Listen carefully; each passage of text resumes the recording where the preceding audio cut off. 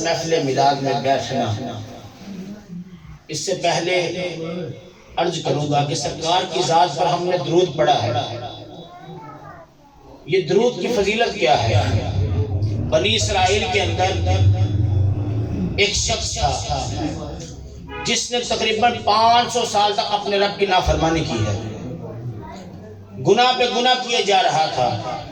جب وہ مر گیا تو لوگوں نے کہا کہ یہ بڑے گناہ گار ہے، بدکار تھا، کوئی اچھا عمل کیا ہی نہیں، اس کو قبرستان میں دفن نہیں کرنا، اسے اٹھا کے روڑی کسی گندی جگہ میں پھینکو۔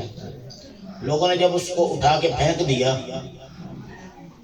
تو حضرت موسیٰ کلیم اللہ علیہ السلام کو رب نے حکم دیا، موسیٰ فلاں فلاں بستی میں جا، وہاں میرا ایک یار ہے، میرا ولی ہے، میرا دوست ہے، جا کے اسے غسل دے، دفن کر کے میری بارگاہ میں لا۔ اللہ کی بارگاہ سے جب یہ حکم ہو گیا تو آپ اس بستی میں گئے۔ لوگوں نے پوچھا فلاں فلاں نام کا بندہ ہے، لوگوں نے عرض کی جی یا نبی اللہ وہ وصال کر چکا ہے، آپ کو اس سے کام کیا ہے؟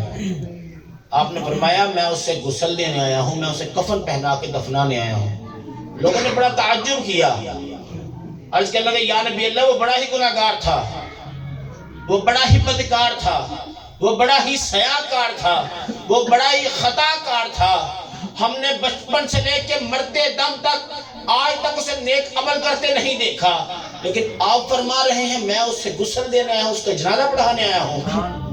وجہ کیا ہے؟ موسیٰ کلیم اللہ علیہ السلام فرماتے ہیں مجھے میرے رب نے حکم دیا، جب آپ نے اسے غسل دیا، کفن پہنا کے دفنا کے، کوہ طور پہ ہم کلام ہوئے رب کی بارگاہ سے، عرض کر رہے مولا لوگ کہتے تھے وہ بڑا ہی گناہ گار تھا، وہ بڑا ہی خطا کار تھا، وہ بڑا ہی بدکار تھا، وہ بڑا ہی سیاکار تھا، لیکن تو فرماتا ہے وہ میرا یار ہے، میرا ولی ہے، میرا دوست ہے، وجہ کیا ہے؟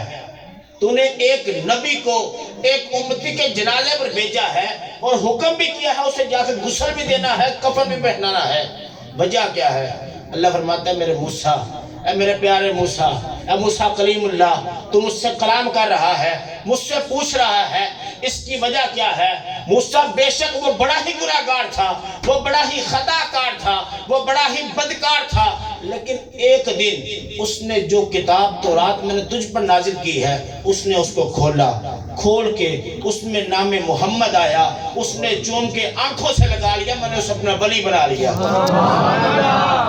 وہ خشک شاخوں کو تازہ گلاب دیتے ہیں، وہ خشک شاخوں کو تازہ گلاب دیتے ہیں، وہ عہد پیری کو پھر سے شباب دیتے ہیں، پڑھ لے درود غفلت نہ کر خدا کی قسم، وہ آج بھی تیرے سلام کا جواب دیتے ہیں۔ محبت کے ساتھ پڑھیے الصلاۃ والسلام علیک یا رسول اللہ وعلی آلک واصحابک یا سیدی یا حبیب اللہ۔ جو آیت مقدسہ میں نے پڑھنے کا شرف حاصل کیا ہے، اللہ رب العزت فرماتا ہے قد تحقیق جاءکم برہان من ربکم، کہ لوگوں تمہارے پاس تمہارے رب کی طرف سے ایک برہان آئی ہے۔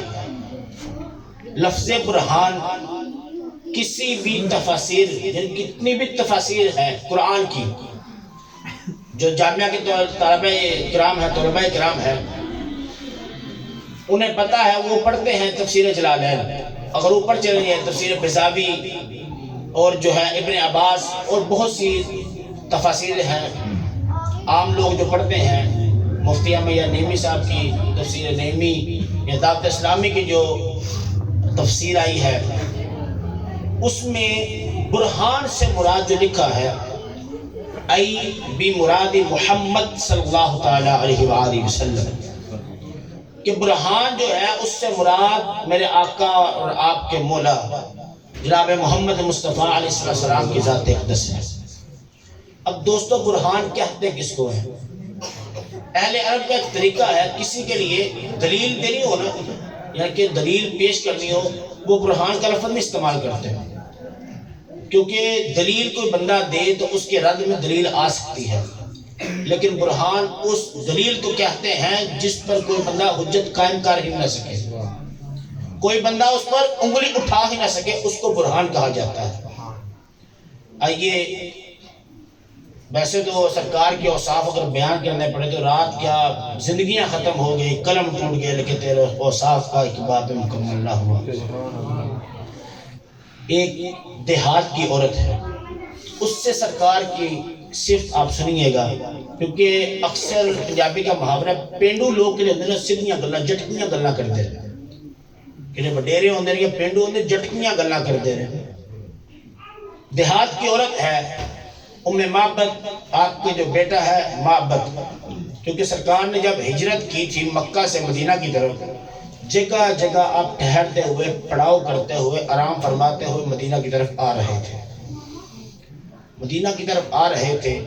ایک گھر بیچ میں ام معبد کا آ جاتا ہے۔ ام معبد کے گھر میں جب دستک ہوتی ہے تو سرکار فرماتے ہیں کہ اگر تیرے گھر میں کھانے کے لیے کچھ ہے تو ہمیں دے دے، کیونکہ ہم مسافر ہیں۔ ساتھ ابوبکر صدیق ہیں، ابوبکر صدیق کے ساتھ ان کے غلام ہیں۔ ام معبد عرض کرتی ہیں، جناب آپ کو پتہ ہے کہ اہل عرب کا یہ طریقہ ہے کہ وہ بڑے مہمان نواز ہوتے ہیں، لیکن آج کچھ اللہ کی کرنی ایسی ہے کہ گھر میں کچھ ہے ہی نہیں، کچھ پکانے کے لیے بھی نہیں ہے، کچھ پلانے کے لیے بھی کچھ نہیں ہے۔ سرکار صلی اللہ تعالیٰ علیہ وآلہ وسلم کی نظر جو ہے گھر میں بیٹھی ہوئی ایک بکری پر پڑتی ہے، بکری میں پڑتی ہے تو سرکار فرماتے ہیں کہ اے عورت تو اگر اجازت دے میں اس بکری کا دودھ دو لوں۔ ام معبد عرض کرتی ہیں، یہ حضور آپ کو تو دیکھ لینا چاہیے، پتہ ہونا چاہیے کہ یہ بکری بیمار ہے، اگر تندرست ہوتی تو دوسری بکریوں کے ساتھ یہ چرنے گئی ہوتی، یہ بکری بیمار ہے، آپ کہہ رہے ہیں میں اسے دودھ دو لوں، بیمار بکری کیسے دودھ دے گی؟ تو سرکار فرماتے ہیں اجازت دینا تیرا کام ہے، دودھ دینا ہمارا کام۔ ام معبد نے جب اجازت دی، سرکار کے قدم جو اس بکری کی طرف جاتے ہیں تو سرکار صلی اللہ تعالیٰ علیہ وآلہ وسلم اپنا ید اللہ والا گورا گورا ہاتھ اس کی پشت پہ پھیرتے ہیں، بکری کھڑی ہو جاتی ہے، ٹانگیں کھول دیتی ہے، اس کی کھلی میں دودھ آ جاتا ہے۔ سرکار دودھ دوتے ہیں، ام معبد کو فرماتے ہیں گھر کے برتن لائی جائیں، سارے برتن دودھ سے بڑھ جاتے ہیں لیکن اس کے تھنوں سے دودھ کی کمی نہیں ہوتی۔ سرکار فرماتے ہیں ام معبد تم بھی پی، ابوبکر بھی نوش فرماتے ہیں، ابوبکر کے ساتھ جو غلام تھے وہ بھی پیتے ہیں، ام معبد کا جو بیٹا ہے وہ بھی دودھ پیتا ہے۔ سرکار تھوڑی دیر بیٹھتے ہیں پھر مدینہ کی طرف چلے جاتے ہیں۔ تو رات کو جب ان کا زوج یعنی اس کا شوہر جب واپس آتا ہے گھر میں بکریاں لے کر تو دیکھتا ہے آج گھر کے اوپر انوار کی بارش ہو رہی ہے، آج رحمت برس رہی ہے۔ تو اندر آ کر پوچھتا ہے کہ میری بیوی، میری زوجہ، آج گھر کے اوپر انوار کی بارش کیوں ہو رہی ہے؟ کیونکہ جو سرکار سے کلام ہوا تھا نام نہیں پوچھا تھا، سرکار سے نام پوچھنا بھول گئی تو خود ہی نام رکھ دیا مبارک آیا تھا، کیونکہ برکت آئی تھی تو سرکار کے ایک نام مبارک بھی ہے، تو خود کہا ایک مبارک آیا تھا تو اس کی وجہ سے آج گھر پہ انوار کی بارش ہو رہی ہے۔ تو ابو جو اس کا شوہر تھا اس نے پوچھا کہ مبارک کا چہرہ کیسے ہے؟ کہا آنکھیں ایسی تھیں، کان ایسے تھے، ناک ایسا تھا، ہونٹ ایسے تھے، زلفیں ایسی تھی، داڑھی ایسی تھی، رخسار ایسی تھی، لیکن دو الفاظ ایسے بول دیے کہ بڑے بڑے شعراء کی شاعری کو، بڑے بڑے فصحاء کی فصاحت کو، بڑے بڑے بلغاء کی بلاغت کو قربان کرنے کو جی چاہتا ہے۔ وہ کہتے ہیں وَأَحْسَنُ مِنْ قَرِيبٍ وَأَجْمَلَ مِنْ بَعِيدٍ، دور سے دیکھو تو سونے لگتے ہیں، قریب آ کر دیکھو تو اور سونے لگتے ہیں۔ جس نے 1400 سال پہلے دیکھا اس نے کہا دور سے دیکھو تب بھی سونے لگتے ہیں، قریب آ کر دیکھو پھر بھی سونے لگتے ہیں۔ جس نے گھوڑے کے تاجدار نے 1400 سال بعد آ کے دیکھا اس نے بھی کہا مکھ چند بدر شاشانی ہے، مچھے چمکدی لاکھ نورانی ہے، ارے کالی زلف تے اکھ مستانی ہے، محمود کیا۔ بریلی کے تاجدار نے 1400 سال بعد دیکھا اس نے بھی کہا لم یاتی نظیر و کفی نظر مثل دلشد پیدا جانا، جگ راج کو تاج تورے سر چھو اے تجھ کو شہید و سرا جانا۔ اور جو 1400 سال پہلے دیکھ رہا ہے، علی المرتضیٰ دیکھ رہے ہیں، وہ بھی کہتے ہیں کہ سرکار کی مثل کوئی نہیں ہے۔ ارے حسان بن ثابت دیکھ رہے ہیں، وہ بھی کہتے ہیں، وہ 1400 سال پہلے دیکھ رہے ہیں، وہ بھی کہتے ہیں خلقت مبرأ من کل عیب کأنک قد خلقت کما تشاء۔ کہ یا رسول اللہ، آپ کو آپ کے رب نے بے عیب پیدا کیا ہے، آپ کو ایسا پیدا کیا جیسے آپ کی منشا تھی، آپ کی رضا تھی۔ کیوں نہ ہو، کیونکہ رب نے فرمایا قد جاءکم برہان من ربکم، لوگوں تمہارے پاس رب کی طرف سے روشن دلیل آئی ہے۔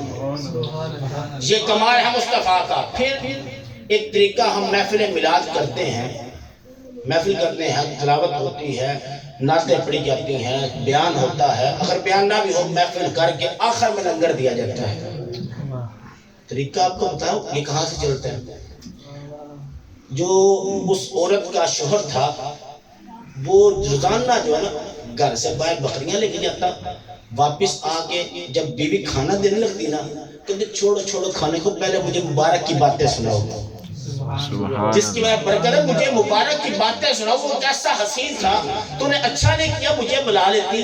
تو ایسے کچھ دن گزرتے گئے، ابو معبد کو ام معبد کو جو ہے کسی گھر کے کام کے لیے نا کوئی چیز کی ضرورت پڑی، جیسے ہمیں ضرورت پڑے ہم محلے سے نہ ملے ہم شہر کی طرف چلے جاتے ہیں، تو انہیں ضرورت پڑی تو وہ لینے کے لیے گئی تو اس محلے سے نہ ملی، چلتی چلتی چلتی مدینہ النبی میں چلی جاتی ہیں۔ یہ آخری الفاظ ہیں، آخر میں کیونکہ ٹائم میرا تقریباً 2-3 منٹ رہ گیا تھا کہ دعا ہوگی۔ جو مدینہ النبی میں جب جاتی ہیں تو چیز لے رہی ہوتی ہیں، ساتھ آپ کا بیٹا ہوتا ہے، وہ چیزیں لیتے رہتے بیٹے کی نظر ابوبکر صدیق پہ پڑ جاتی ہے، کیونکہ تذکرہ تو روزانہ ہوتا تھا، تذکرہ روزانہ ہوتا تھا، آج قدرتاً ابوبکر پہ نظر پڑ گئی تو بچہ پتا کہ یا امہ ھذا الرجل مع مبارک، اے ماں دیکھ تو صحیح یہ وہی مرد ہے جو مبارک کے ساتھ تھا۔ ابوبکر کی بارگاہ میں جاتے ہیں، سامان چھوڑ دیتے ہیں، ابوبکر کی بارگاہ میں جاتے ہیں، ابوبکر کہتے ہیں مبارک کہاں ہے؟ ارے وہ مبارک، ابوبکر کیونکہ نام سنا نہیں تھا خود رکھا ہے، تو کہتے ہیں کون مبارک؟ وہ کہتے ہیں وہی مبارک جس نے بکری کی پشت پہ ہاتھ رکھا تو اس نے دودھ دینا شروع کر دیا۔ کہتے ہیں اچھا ہو تم ہمارے نبی کے ڈیرے کا پوچھ رہی ہو، ہمارے نبی کا پوچھ رہی ہو۔ وہ سرکار کی بارگاہ میں جاتے ہیں، جا کے اسلام قبول کر لیتے ہیں۔ میرے دوستو، سرکار کا ہمارے لیے یہاں آنا یہ رحمت ہے، کیونکہ رب نے ان کو رحمت للعالمین بنا کے بھیجا ہے۔ ہم میلاد مناتے ہیں، میلاد کا مقصد یہ نہیں کہ ہم میلاد تو منا رہے ہیں، میلاد کا مقصد یہ ہونا چاہیے کہ ہم سرکار کی سیرت کو اپنا لیں، مقصد یہ ہو۔ کوئی ضرورت نہیں، ضروری نہیں ہے میں یار بڑا ساؤنڈ لگاؤں گا، میں جو ہے بہت بڑی محفل کروں گا پھر ہی میلاد ہوگا۔ شیخ محدث حق علیہ رحمہ بہت بڑے محقق ہیں، یہاں تک کہ بڑے بڑے اہل نجد کے جو عوام ہے، اہل نجد کے علماء ہیں، ان کا بھی ان پر اتفاق ہوتا ہے۔ عبدالحق محدث دل میں جو فرما دے نا، وہ سارے جتنے بھی فرقے ہیں ان کو قبول کرتے ہیں۔ وہ فرماتے ہیں کہ میں گھر میں چنے بھی کبھی میلاد کے لیے بانٹ دیا کرتا تھا۔ ضروری نہیں ہے گھر بڑا ہی خرچہ کیا جائے، گھر میں بیٹھ کے شام کا کھانا ہے وہاں پر بھی بیٹھ کے سرکار کی بارگاہ میں ہدیت و سلام پیش کرے، دعا کر کے رب تعالیٰ کی بارگاہ، یا اللہ ہم نے یہ کھانا، ہم غریب سے بندے ہیں، کیونکہ میلاد امراء کے لیے نہیں غرباء کے لیے بھی ہے۔ ہمیں مقصد میلاد کو یہ ہونا چاہیے کہ ہم سرکار کی سیرت کو اپنائیں، آپ کی صورت کو اپنائیں، ہمیں دیکھ کے بندہ کہہ دے کہ یار یہ مصطفیٰ کا غلام جا رہا ہے۔ جیسے کہ آج کا جو کل کا واقعہ خادم حسین رضوی جنگ، کچھ دیر میں کہتا ہوں 2007-8 سے پہلے کون جانتا ہے خادم رضوی کو؟ کوئی بندہ نہیں جانتا تھا۔ ممتاز قادری کی وجہ سے اس بندے کو، ممتاز قادری کو کون جانتا تھا؟ ایک یار عام سپاہی تھا، کوئی ممتاز قادری کو نہیں جانتا تھا، اس نے سرکار کی ناموس پہ پہرا دیا، سرکار کی بات میں سیرت اپنائی ہے۔ ہر بندہ ممتاز قادری بننے کی کوشش کرتا ہے۔ فرانس کا وہ سفیر جو ہے بدبخت، اس بغیرت نے جب مصطفیٰ علیہ السلام کے بارے میں خاکوں کی بات کی، ہر بندے کے دل میں مصطفیٰ کا عشق ہوتا ہے، وہ اٹھ کے کہتا ہے میں فراز کے معاملات میں بولوں گا۔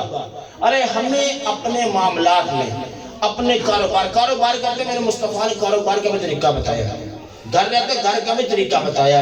ہمیں چاہیے کہ سرکار کی سیرت کو اپنائیں، کیونکہ یہ زمین و زمان مصطفیٰ کے لیے بنی ہے، مکین و مکان مصطفیٰ کے لیے بنا ہے، چنین و چنا مصطفیٰ کے لیے بنا ہے. بنے دو جہاں تمہارے لیے، دہن میں زبان تمہارے لیے، ہمارے یہاں تمہارے لیے، اٹھے بھی وہاں تمہارے لیے. کلیم و نجی مسیح و صفی خلیل و رضی رسول و نبی عتیق و وسیع غنی و علی ثنا کی زبان تمہارے لیے. اور کلیم و نجی مسیح و صفی رسول و نبی کہیں بھی بنی یہ بے خبری، یہ خلق پھری کہاں سے کہاں تمہارے لیے. شباب و چلے کہ باغ پھلے، کہ پھول کھلے، کہ دن ہو بلے، روا کے تلے ثنا میں کھلے، رضا کی زبان تمہارے لیے.